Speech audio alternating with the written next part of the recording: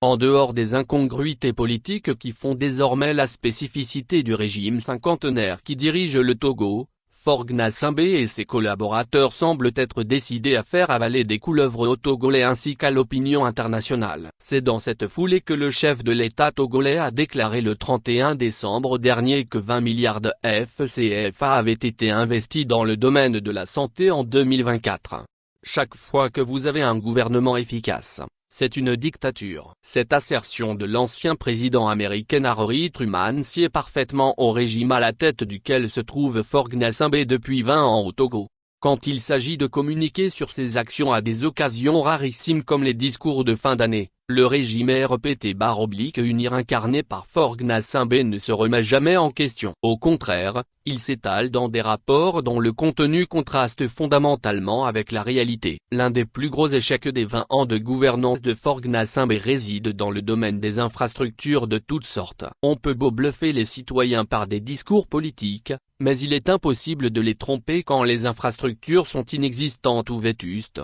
À en croire le chef de l'État togolais, son régime aurait doté plusieurs centres de santé d'équipements médicaux modernes d'une valeur de plus de 20 milliards de CFA au cours de l'année 2024. Au regard de l'état des infrastructures hospitalières du Togo, le réflexe immédiat après une telle déclaration, c'est de s'interroger d'abord sur l'existence des équipements médicaux modernes dont parle Faure Gnassingbé, et ensuite sur leur véritable destination.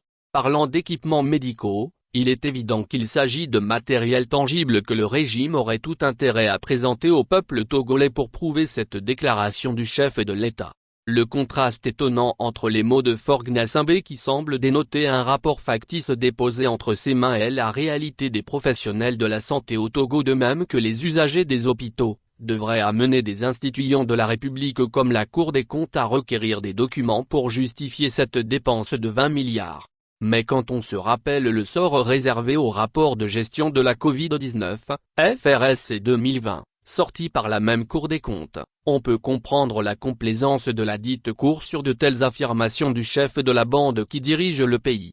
D'ailleurs, en prenant sur lui de faire une telle annonce aux Togolais sans indiquer la véritable destination des équipements médicaux modernes, Faure Gnassingbé sait à l'avance que son gouvernement est à l'abri d'une éventuelle interpellation par une quelconque institution de la République sur ce sujet. Quant à la destination des dits équipements, le flou n'en demeure pas moins grand que sur leur existence. Quels sont les centres hospitaliers qui en ont bénéficié? S'agit-il des deux vétustes centres hospitaliers universitaires de Lomé, ou de l'hôpital dit de référence d'Otal-Afia qui, malgré son existence, ne reçoit ni Faure Gnassingbé ni ses ministres pour des soins, ceux-ci préférant toujours se faire soigner à l'étranger?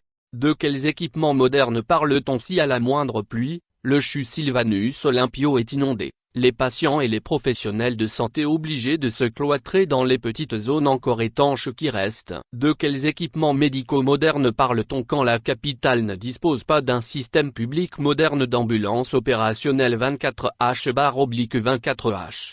On peut raisonnablement penser aux centres de soins des villes de l'intérieur du pays. Mais il suffit d'y faire un tour pour se rendre compte que la déclaration d'un investissement de 20 milliards dans le domaine de la santé est une pure supercherie. Toutefois, s'il faut encore accorder le bénéfice du doute au régime RPT/UNIR sur cette déclaration et constater qu'en dépit du fait que 20 milliards aient été investis en équipements médicaux modernes l'année dernière, les centres hospitaliers du Togo demeurent dans cet état de déliquescence, alors il faut reconnaître honnêtement que les 20 ans de gouvernance de Faure Gnassingbé demeurent un gros échec et un énorme dommage au peuple togolais. Source: l'alternative.info